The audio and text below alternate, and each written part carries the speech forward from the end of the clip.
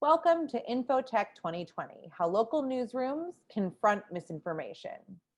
Please welcome First Draft's U.S. Director, Dr. Claire Wardle. Hello, everybody, and welcome to the last day of Infotech 2020.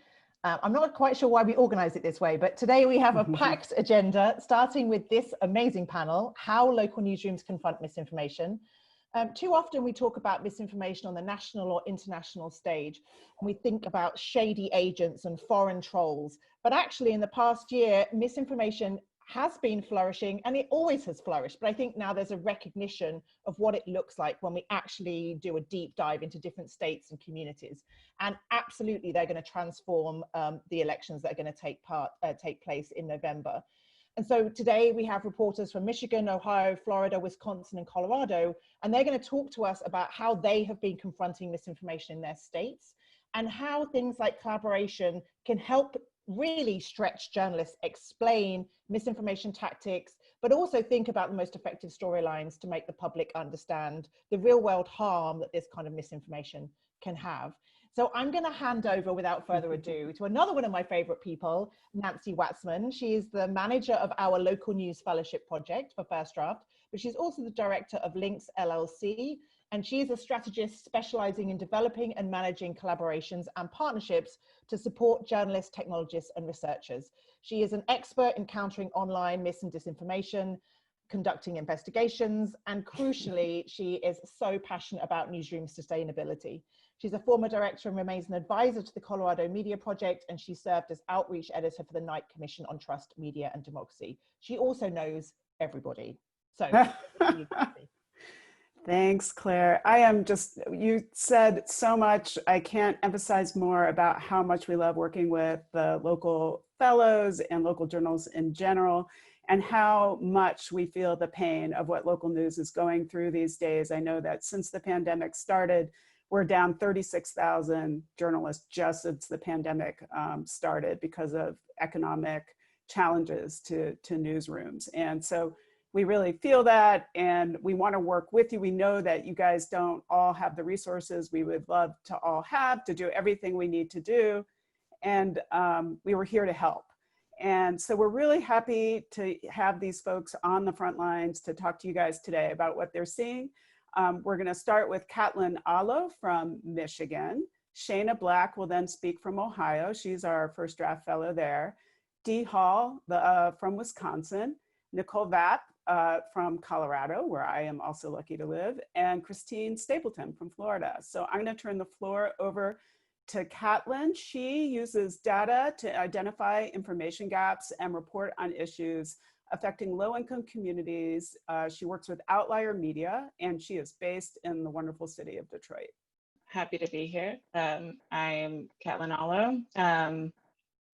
I'm going to talk to you a little bit today about not so much our reporting work. Actually, it's more some of our newsroom consulting that we do.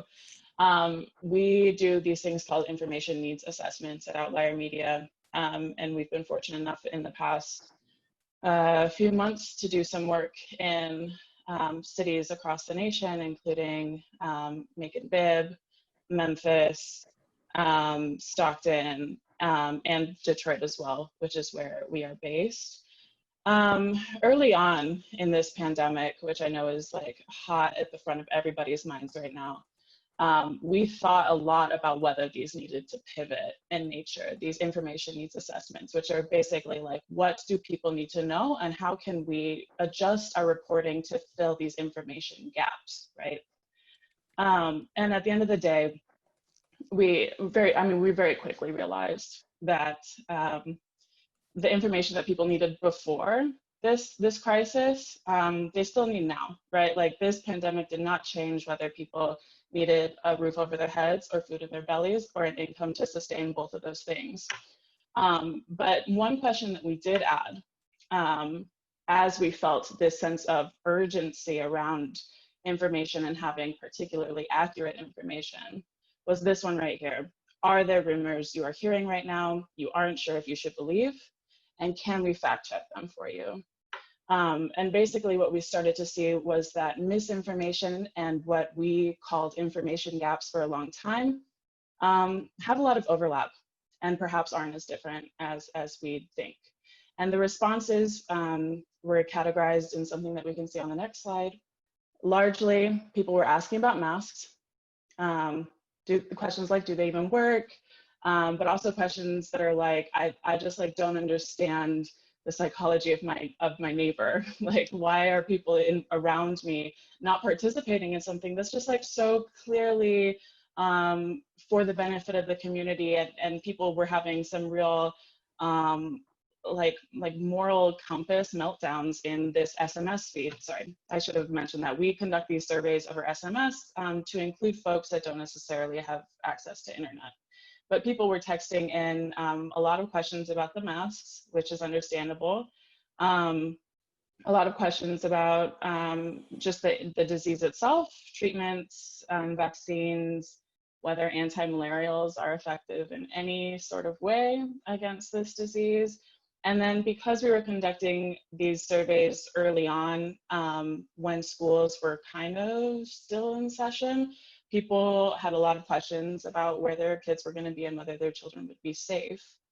What we can also see in people's responses was the degree of exposure and immersion in the wrong answers.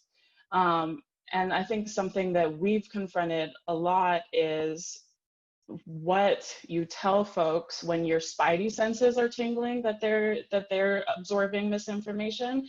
But the truth is, at the end of the day, we have an urgent information gap where no one knows anything about anything, right?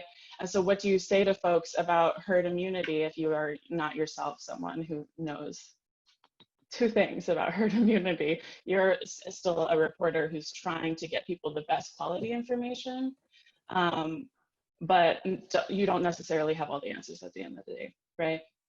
So on the next slide, I think we got a response that is a big concern moving forward. Someone responded that they have doubts that a vaccine would not be safe to take. And I think my first reaction to something like this is that it like elicits a response to like anti-vaxxer sentiment, right? And we feel like we have a solid base to know that that isn't scientifically well-founded. And it sort of like elicits a lot of what we think we know relative to other things that are health related. But what do we do as reporters when we have an audience that has really valid questions, really pressing questions? And the truth is, like, I don't know if whatever vaccine, whenever it is on the market, is going to be safe to take. So is it fair for me to take that angle and do reporting in that way? Or should I be transparent about the uncertainty? And I think that question is exactly what I'm gonna wrap up on the next slide, which is just that having an information gap, right? Having a question where the information makes your life better, and then believing an answer that is not based in truth are very similar. What we've ended up recommending to folks is that they are not silent on the things that they don't know, because I think our silence as reporters invites assertions about things that we truly don't know. If we are not willing to report and say we are trying to get the information that you need on whether a vaccine is safe, on the effectiveness of masks, if we're not having that dialogue openly and willing to publish it, even though it's not like the result of a very conclusive 6-month investigation, something, the results of many FOIA requests and data analyses, if we're not willing to report in real time to some extent, then I think we invite people who are willing to make baseless assertions to fill that void, because everyone wants to have some sense of certainty about the answers to their questions. And that's where an information gap, if just left open because we're unwilling to let people know that we're working on it and there is no clear answer, that's when an information gap becomes truly misinformation, where people will just believe, are more inclined to believe what information is actually published and put out there. That's all for me today. Thank you so much, Katlyn. That's really interesting. And I think a great introduction to Shana Black, our wonderful fellow in Ohio from Cleveland, the great city of Cleveland, where I have a lot of affection and connections.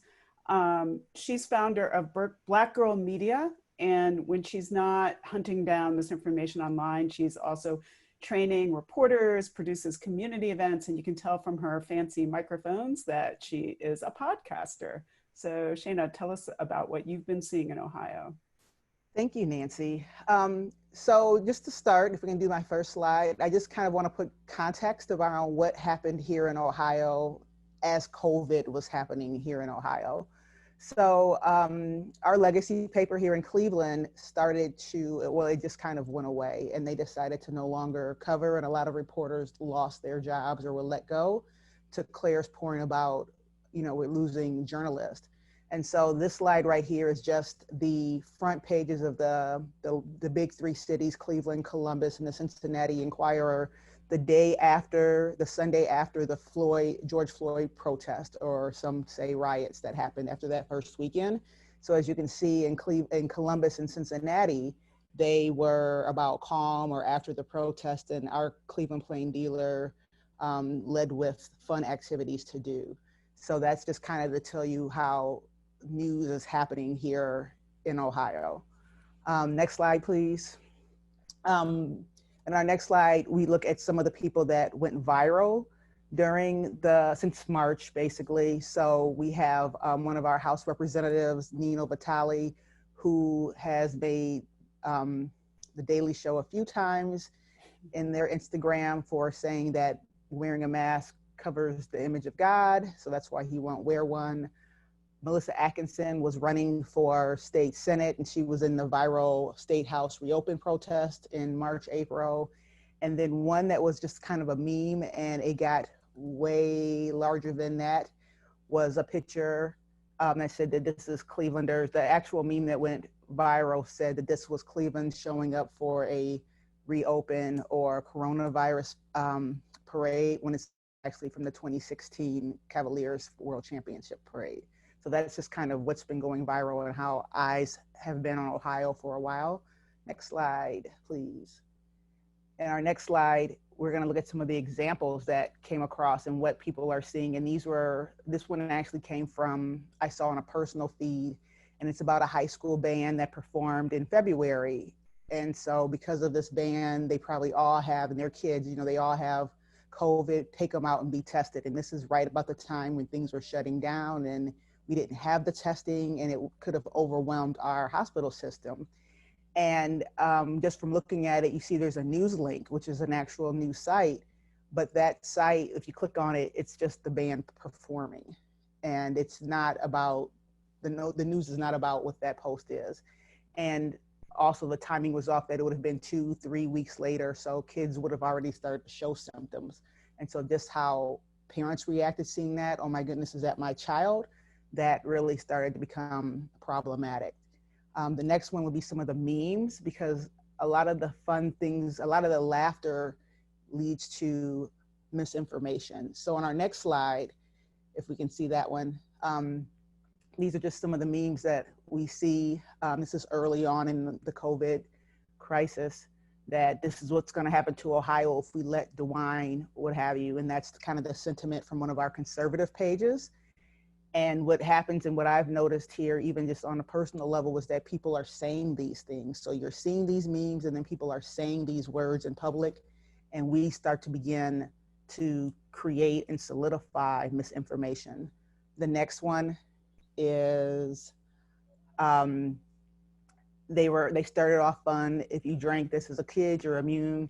And it goes to the point of, you know, people laughed about, I can't get coronavirus. Oh, because I did this, I did that. Or, and if you think about certain communities, especially the Black and brown communities, we didn't believe. It was told that you don't get it. And then all of a sudden they were hit the hardest. And so some people were saying it's a lot of these memes, and it became a lot of pushback on social media, because some were like, we're just joking. And some people were just really saying these things out loud to other people on why they can't get sick and why they don't need to wear a mask. Next slide, please. This, if you're not aware, is our former health department, Dr. Amy Acton. She blew up as in a good way for the way she really helped handle Ohio's response to the coronavirus crisis. But as things happened in COVID and reopened protests, people began to use anti-Semitic language towards her. They were standing outside her home with guns and protesting her. There was even a call to have her removed on the State House floor and limit her powers. And unfortunately, or fortunately, depending on where you are with that, she resigned from that right before we started seeing our numbers uptick. And so here in Ohio, some believe that they're trying to do a cause and effect. Dr. Acton left and now our numbers are on the rise, or it's all still a hoax. So that's still kind of a common thread here in Ohio. And finally, I think there's one more slide. This kind of goes back to what I was saying about the memes. And so what happened was, you see it on Twitter that people started battling the misinformation. We need to stop using these memes. We need to stop laughing about COVID because it's a serious crisis. And unfortunately, you know, there's a time lapse kind of between Facebook and Twitter. And so eventually that came over to Facebook saying, please stop calling me out. We're just laughing, ha, ha, ha. But it just really kind of goes to show the dichotomy between the meme people and it's funny, no, it's real. And so that's just kind of what's been going on in Ohio. And we're still seeing that. No, it's 5G. No, it's not. It's just been this very weird kind of either or here in Ohio. And for me, all while in being a news desert. That's a lot. And we're gonna have a lot to talk about at the end of this session, I know. Next up is DJ Hall. She's the co-founder and managing editor of Wisconsin Watch, a nonprofit investigative news outlet based in the University of Wisconsin-Madison. She's also, as Wisconsin Watch, she is the source, she's the sponsor organization of Howard Hardy, our fellow in Wisconsin. They're doing incredible work together. And one thing I want to emphasize is how all this is really necessary to include collaboration. Wisconsin Watch collaborates and provides material for that newsrooms all over the state use, which really gets the work out there. So we really appreciate that. She also has more than 3 decades of experience. And so she comes by her wisdom, the good way, right? Like she's super substantive. And I'm gonna let her talk about the craziness, I guess I would say, in Wisconsin. So thanks for asking me to join this important panel on disinformation in communities. And here in Wisconsin, as everywhere else, we've seen disinformation infect our public debate. So early on in the pandemic, there was a conservative group in Wisconsin that misused State Department of Health Services statistics to suggest that officials were exaggerating the danger of the pandemic. As we now know, the pandemic is real and efforts to curb its spread are needed. We're going to get on top of this disease. So nevertheless, a robust effort to deny the seriousness of the crisis that has claimed 150,000 plus lives, including nearly 1,000 in Wisconsin, is continuing. Last month, Wisconsin Watch decided to look at the swirl of dis and misinformation surrounding contact tracing. This is one of the key strategies in tracking and hopefully reducing the spread of COVID-19. While it's part of the official White House and CDC recommended response, some groups continue to spread lies about what it is. Next slide, please.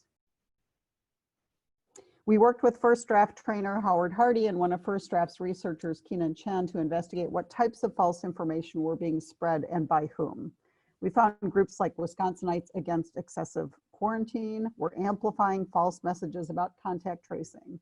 Officials in Stapelton, Wisconsin, which is a generally conservative community in eastern Wisconsin, were blindsided by hundreds of messages challenging their decision to accept state assistance to do contact tracing and set up isolation facilities for people who lack a safe place to quarantine.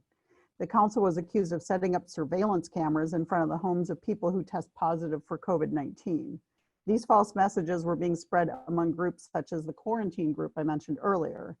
It has ties to pro-gun activists in Michigan who organized protests around the country, including in Wisconsin, against the stay-at-home orders. Next slide, please. Shortly after these 40 affiliated, oh, sorry, I'm on the first, go back to the slide before, I'm sorry. Shortly after these 40 affiliated Facebook groups were formed, according to the AP, they were rife with coronavirus misinformation and conspiracy theories, including assertions that masks are useless. Other misinformation spread by the group included that the US government intended to forcibly vaccinate people and that COVID-19 is a hoax intended to hurt President Donald Trump's reelection. Since then, the group has moved on to spreading false information about the Black Lives Movement. Next slide, please. Of course, Stapelton had no plan to implement surveillance of individuals testing positive for COVID-19, but Stapelton City Council member Katie Van Zeelen expressed her frustration to Howard at having to combat this disinformation. She told him, quote, "You can look at our budget. We have nothing like that in our budget. You can look at all of our meetings and our minutes. Everything is public. You can ask for my emails. I guess I don't know how to prove that something that does not exist does not exist. That's the hard part about this." But that was not the only thread of next slide, please. But that was not the only thread of false information surrounding contact tracing. Howard and Keenan found Twitter and Facebook messaging aimed at people in Wisconsin claiming that the government was requiring people who get haircuts to provide identification, presumably to, quote, track them.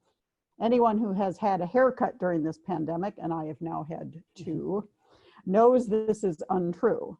Other messaging claims that medical workers caring for people with the coronavirus would have their children forcibly removed from them. Also obviously untrue. The strangest of all were messages claiming that House Resolution 6666, the bill authorizing additional funding for contact tracing, had some type of demonic roots. Conservative activist Charlie Kirk claimed contact tracing was a Democratic plot, quote, "a totalitarian power grab from the left." Next slide, please. The scary thing is these messages can have real world consequences. In Ozaukee and Washington counties, which share a public health department, workers have been followed and threatened as they go about their work. Next slide, please.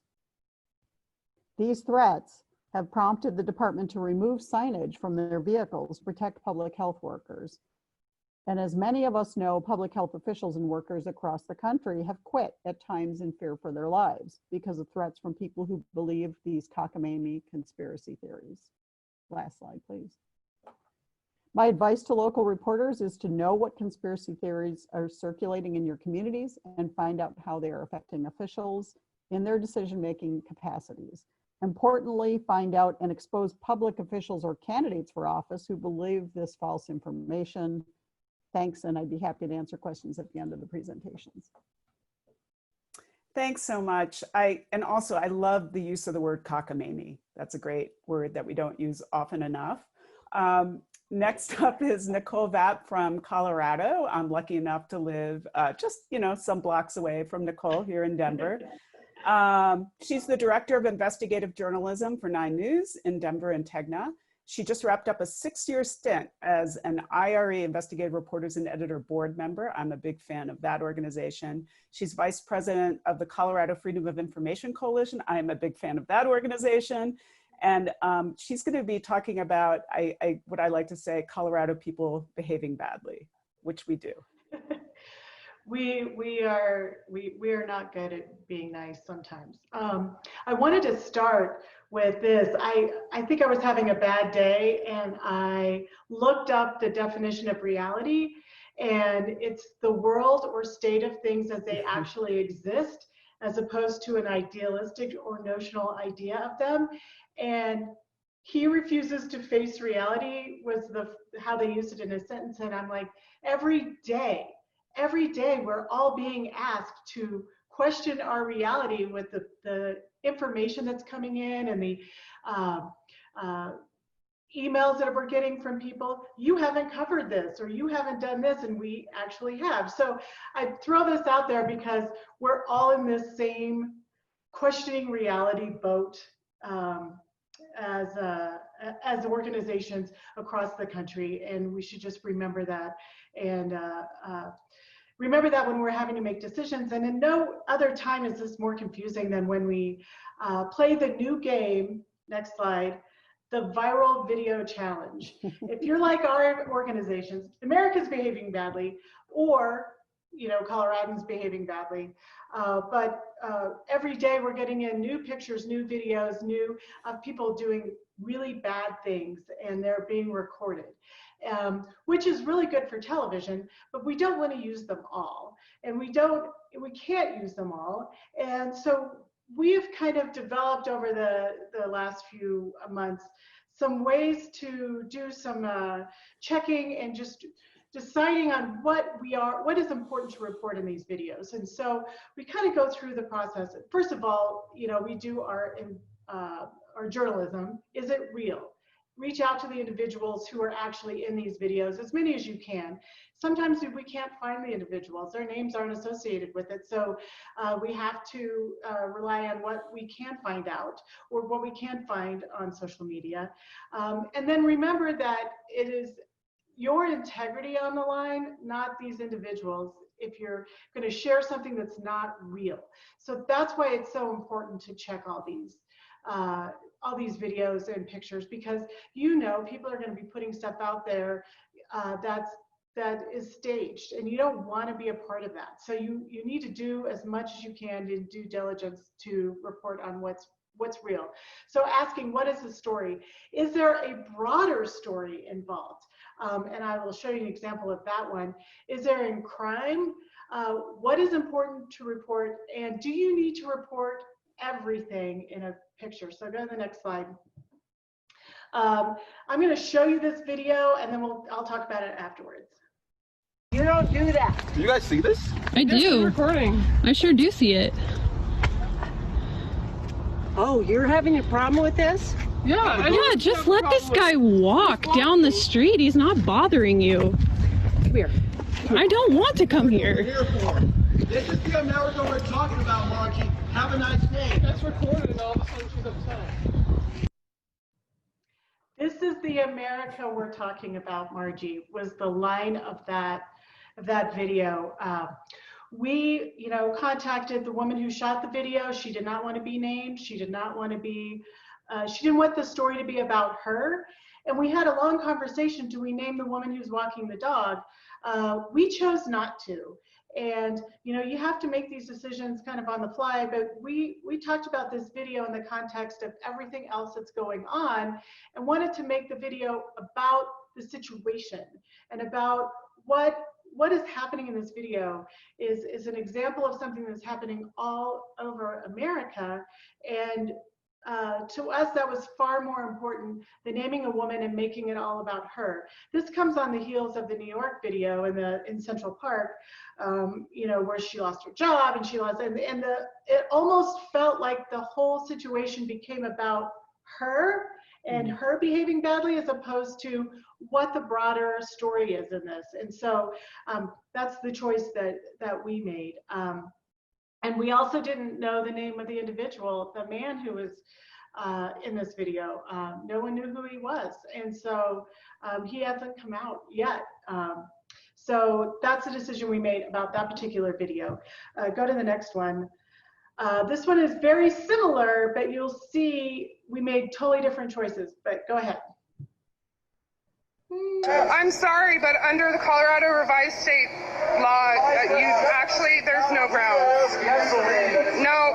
We are denying you service. You can't deny me service. You can't trespass. That's okay, because I'm going to show the cops the law. Ruby Musso posted this cell phone video on Facebook on Wednesday, one day after Jefferson County announced a mask requirement inside stores. Hey, there you go. The video shows her getting into it with employees and customers.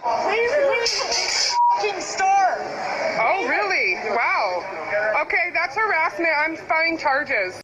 So in this example, we obviously named her. The video was posted by her. She took the video, she posted it. We also did a little bit of looking into her and talked to and found out that she's an activist. She is frequently doing making posts and similar posts and anti-mask posts, and she believes that the coronavirus is a bit of a hoax. We also had the police report. The police did respond to this situation. They did not press charges with her because she was outside the store when they arrived. Had she been inside the store, even though this video goes on for a very long time, she finally left the store but before the police came, so they weren't able to press charges. So that's why we named her in this video. She asked us not to when we reached out to her, but we decided because she had been so public about it and because there was a police report that named her, we went ahead and named her. Next video, we didn't have video, but we had photographs, and this was posted by the individual who experienced this situation. I'll go ahead and play the video and I'll explain it in a minute. That's when this man pulled out a gun and, according to Ochoa, pointed it at his head. "I will effing shoot you. I will blow your head off," the man with the gun is quoted in an incident report. The Douglas County Sheriff's Department responded after Ochoa called 911. "I stayed as still as possible because I knew he was in a rage. I knew he could shoot any time," Ochoa wrote in a statement. So in this case, there's obviously a crime. I mean, he's holding someone at gunpoint.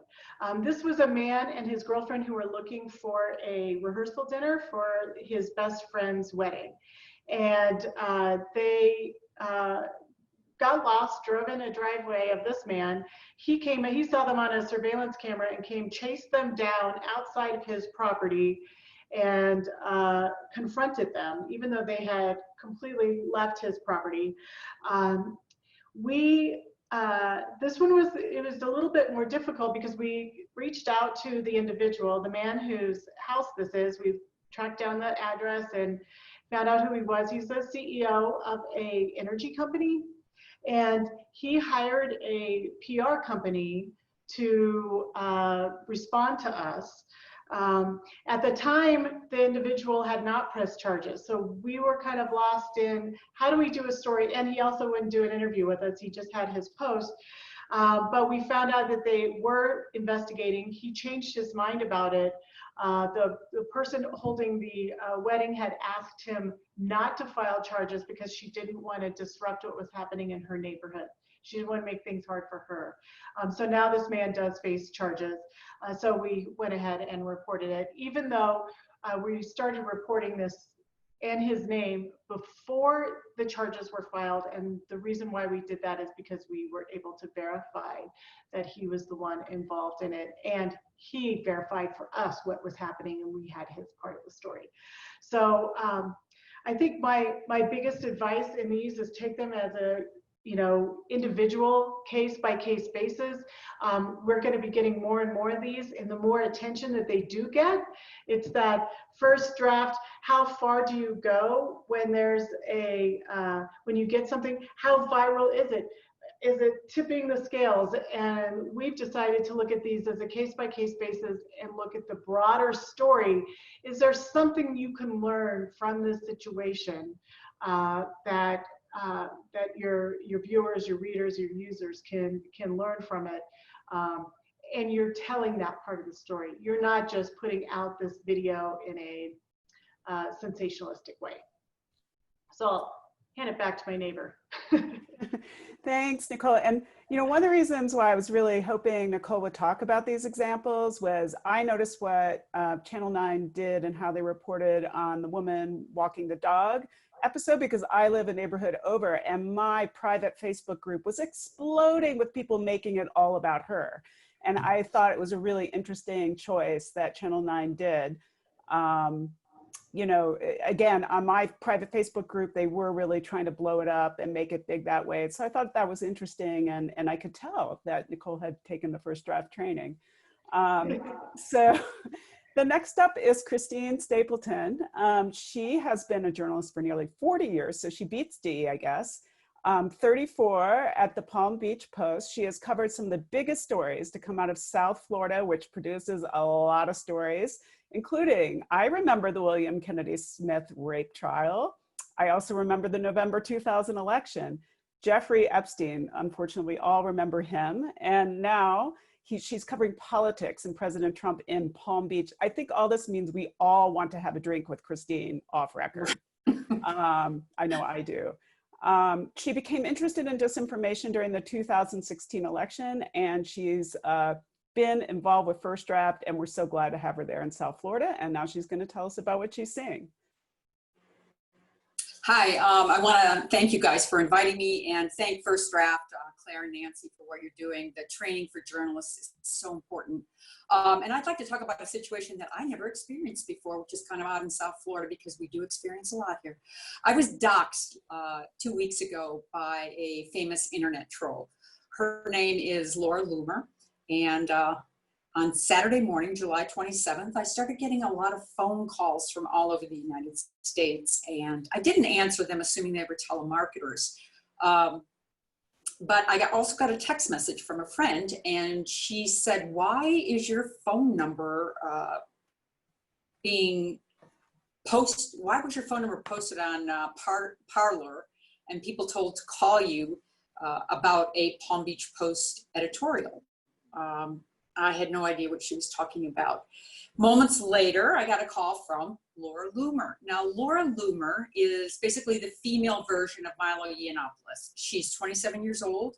She's a very famous internet troll. She bills herself as the most banned woman on the planet. She has been deplatformed from Facebook, internet, or Facebook, Instagram, Uber, Lyft, Twitter, I mean, you name it. She has been, she's been banned. And this is what she's running on. She's running on the First Amendment issue. And so Laura calls me, and she just starts screaming at me about, apparently about our endorsement. I did not even know the endorsement had run that day. And obviously it did endorse another candidate, and she wasn't happy with it. And she went to Parler, posted about our newspaper, trashed the paper, you know, and told all of her followers on Parler that they should call the Palm Beach Post and complain, and put my number in the post. And that was accounted for all of the calls I got. Now, Laura has only like 60,000 followers right now on Parler. But she had hundreds of thousands of followers when she was on Twitter and Facebook. And, you know, she's very well known. And I am covering her because she is a candidate in one of our local congressional races. She's one of 6 Republican candidates. And I'll just digress quickly. She's also running against a QAnon follower, and who during an interview convinced me that, or tried to convince me that there's a cabal of cannibal pedophiles that eat children, which is a QAnon belief. So anyway, this is a really odd race. But the question now with Laura is, you know, what do we do with this? She did go back on Parler and tell her followers that, you know, that I told her I had nothing to do with it. As she should know, since she has a journalism degree, I pointed out that, look, you know, reporters have nothing to do with the editorial board. We don't write editorials. We don't take a, you know, position on anything. So she told her followers to stop calling me, but told her followers that I had recommended that they call the head of the editorial board. And then she put his number in there. So now the editorial board, the head of the editorial board is getting doxxed by all of her followers. And now I've been doxxed before, but it's not a situation where it was actually a part of the story. We discuss whether or not this was a part of the story, because this shows a side of Laura that voters are not seeing right now. Because Laura has raised $1 million. She has a very slick website. She has very slick videos. She's very calm, composed, acts very mature, speaks very well. You don't see the InfoWars Laura Loomer. The behavior she exhibited with me, the doxing, shows voters this is who this woman is. So my editor and I went back and forth about, is this a part of my story or not? Because I don't like to inject myself into my stories. I mean, I never do. None of us do. He said you're cleared to do it. If you want to do it, you can do it. So I interviewed Laura again. I was writing a profile of all the candidates, and as I was writing the story, I decided I'm not going to mention it. But what I did was I used a lot of links to Laura's prior videos that she had posted that had not yet been taken down, her posts on Twitter that had, were still out in the ether world. So I was able to capture the flavor of Laura Loomer with that, and I did not mention it. Now, in hindsight, I don't know if I made the right decision. I mean, I'm going back and forth on this, like maybe I should have included the doxing event to explain, to show people, but this is whole new territory for us when it comes to, dealing with people, conspiracy theorists, internet trolls. How do we deal with them in our reporting? And, I think we're going to handle it on a incident by incident basis, obviously, but my recommendation would be that if you end up speaking to an internet troll or someone that uses their social media platforms to attack other people, be very careful what you say. I did recommend, as I tell everyone, if you have a problem with an editorial, you should contact the editorial board. She twisted that around to make it sound like I was specifically asking all of her followers to call the editorial board. So anyway, my suggestion would be very careful what you say to these people, because they can turn it against you. And that's the brave new world that we are in, along with covering QAnon candidates, which I never thought my career would end up like this. Thank you. Yeah, and you've had quite the career, as we discussed. So yes, thanks to everybody. And we are getting some questions coming in through the Q&A box. I would urge you to put them in. I'll start directing some of these questions so we can get a conversation going. I also want to just mention that, again, I think collaboration is key on all this. In these states, you're all under-resourced. Not only First Draft is there to help you, but you guys, a lot of you in your states have various collaboratives, are used to working with other newsrooms. And I think that's one way we can kind of get to one page and help everybody, because we all have the common concern about not amplifying misinformation in this election and this year and really ever, right? So anyway, the questions are all of a similar theme so far. And so actually, Christine, I'm gonna ask you this one. This comes from Don Tagala. I hope I didn't mangle your name too much. So he is asking about fact-resistant types of supporters, that sending people facts doesn't always help them reason out what really is. I think that also Katlyn spoke to that. But what's the best way for journalists to deal with these types of people, especially in interviews? Do you use their statements, even though we know for a fact that they're completely false or misleading? Do we use them and correct their statements? I think your experience just now really speaks to that. So maybe you could talk more about that. Maybe other folks will want to chime in soon. Sure. Actually, I had that discussion with my editor also, and with my friends at the dog park, because after I interviewed the QAnon candidate, I first of all, I'd never encountered that type of interview before, because I'm interviewing a woman who appears to be delusional. And 10 years ago, saying those kind of things out loud would have put you in a mental hospital. So it's difficult interviewing those people and poking their beliefs. And I didn't know what to do with it, because I've never dealt with it before. And so what I came up with is, I am just going to use her quotes. I am not going to. I'll give a basic description of what QAnon is, as unbiased and unvarnished as I can, but but fair. And then I'm just going to use her quotes. And I did. And what I actually did was in the lead of the story, the first paragraph, I mentioned, this is a race with 6 contenders that range from a nuclear scientist who's a moderate Republican to a QAnon follower who believes in a cabal of pedophiles that eat children. And I just laid it out there in the lead, and then when I got down to her actual profile, it was just all very factual, and I used direct quotes, because I know if you comment at all either way, or even use just one word that may be seen as opinionated, you will get attacked. And I experienced this covering President Trump down here. So I had to go as factual and as just using her words. And for me, I think that's the safest way. I found the safest way to cover these types of people. Okay, Shana, I know Representative Vitale, he presents similar challenges in Ohio, and I'm just curious, maybe you could share a few words on how you see journalists there handling that or not handling it, as the case may be.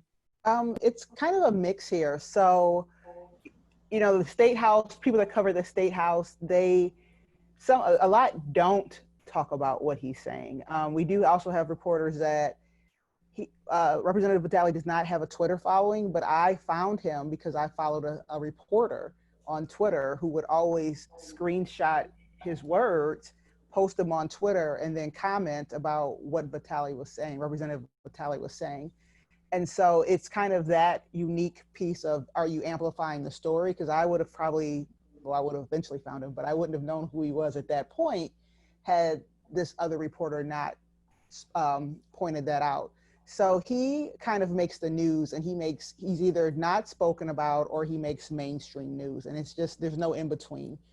So he's made the news with certain remarks. He's viral almost every day. He's always overperforming with every single post he posts, but they just kind of cover him when he's just more extreme, or he's going to end up being a national story. That's the only time we really, up here in Cleveland. Yeah, I mean, I feel like that's been something we've definitely seen in the Fells Report, is that we always talk about Trump and his behavior on social media, but we have all these mini Trumps everywhere, all over the country that might be less familiar nationally, but are super familiar locally, and a lot of the same problems. And actually, Nicole, that a related question, not so much about a public official, but we did get a question from Connor Board asking, did you report the man in the Lost in Suburbs clip was CEO of the energy company and name his business? And when do you choose to publicize that info? So similar types of discernment questions. We did. And the one thing I would say about, I think I still agree that we should have. He is a person in a position of power, and he was using his position, hiring a PR firm to try to get us to not report it because he's old and he didn't know what he was doing. He was on medication. And so we did report that. The one thing I wish we would have done is explain why we did. We had two people reach out and say, why did you name his company? There may be people who work for him, I don't know, but that is why we did it.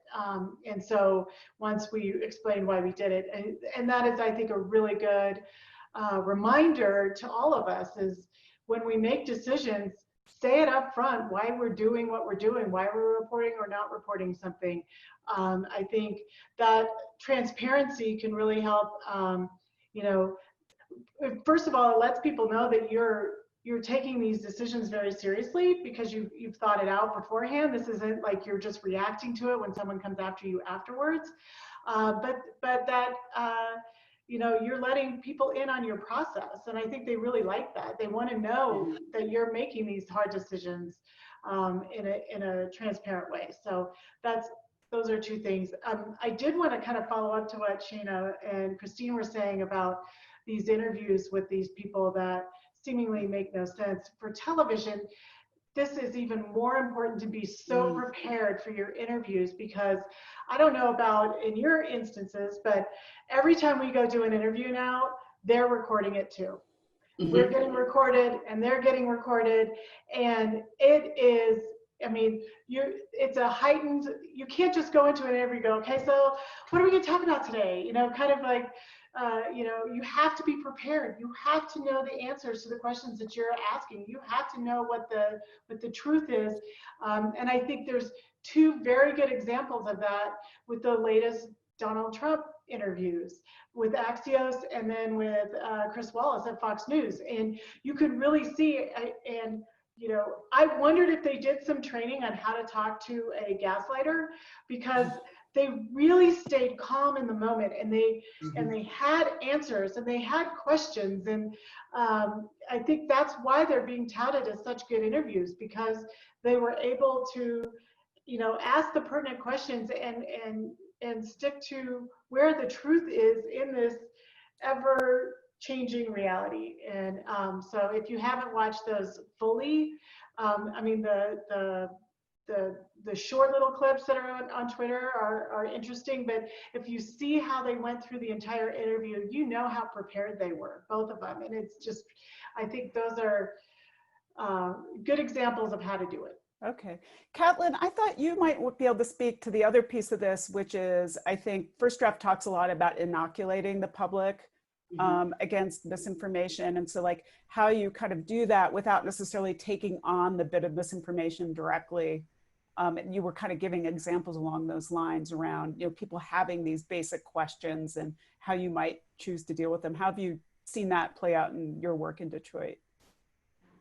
I think it's like all the calculation, right? Like, is the impact of your silence going to be more grave than if you risk disseminating that misinformation in an attempt to dismantle it, right? I think that is the calculus we're all doing.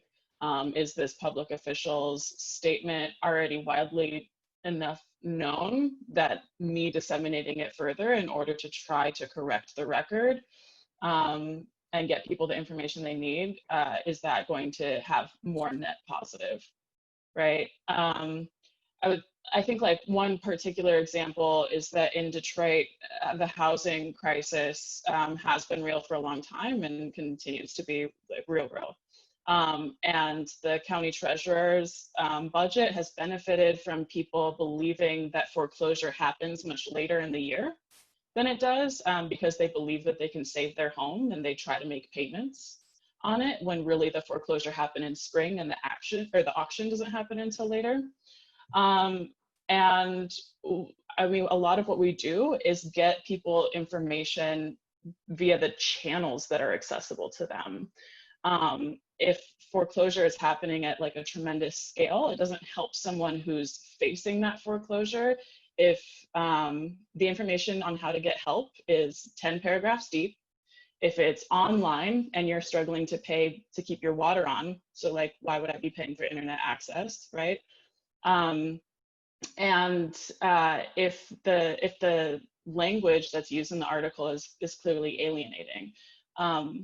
A lot of how we target misinformation is just by reporting on it in a way that it's clear that it is for you, the person who is impacted by the misinformation, and packaging in a way that actually increases access. Thank you. And I just got an alert that DeWine is positive for COVID, Shana. So there you go. Yes. We'll be watching that. Dee, there was a question for you from Susan Jacobson. Were you able to find out who's behind the Facebook group that posted the false information, Wisconsin? I know in Wisconsin you have a very active, well, Facebook contingent. So maybe you could talk about that. Oh, I will give all due and credit to First Draft for actually being able to track back some of these groups. I will say that the Wisconsinites Against Excessive Quarantine was reported about as part of this amalgam of 40 Facebook groups. And so for several months back, when was it? I guess back in April or so, when we had these anti-quarantine, anti-safer at home protests, there were a bunch of news organizations looking into who were these groups, because they were using the same language in their Facebook posts. They had similar names, like Michiganders Against Excessive Quarantine. very similar, and they were basically tracked back to some brothers who are pro-gun activists. That work was actually done before some of the work that we did. So by the time Howard's story came along, this group was relatively known anyway around Wisconsin, that they were a group that sort of had national, not a national scope, but a pretty wide scope, and that their roots were originally in Michigan, but that they were organizing people associated with this group and overlapping groups were organizing a lot of the protests in Michigan, Wisconsin, Minnesota, and other places. And so that work had actually been done by other media before we got in, before our first protest here that we covered live.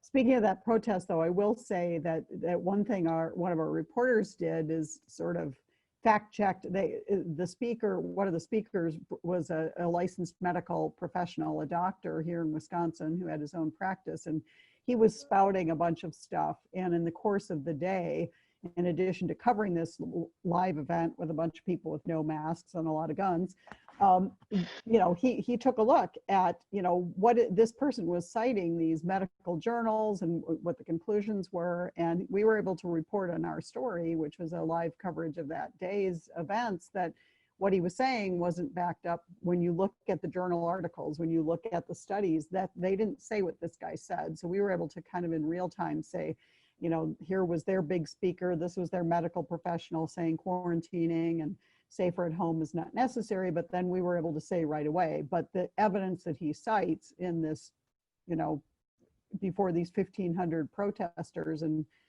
broadcast and reported across the state was in fact completely not true.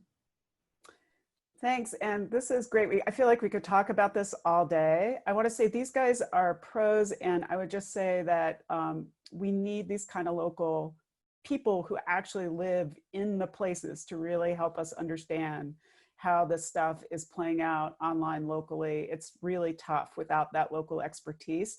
Along those lines, we have a report coming out today kind of showing off the work of our 5 fellows. We're going to have the link in the chat, and it shows just some case examples from each of the states where we are that have really specific is terrific examples of a piece of misinformation the state. We're collecting dozens of those. We really want to work with newsrooms and make sure that we can help them combat and not amplify misinformation this year. So thanks everybody for coming. We are all findable, and so look forward to talking to you guys more in the future.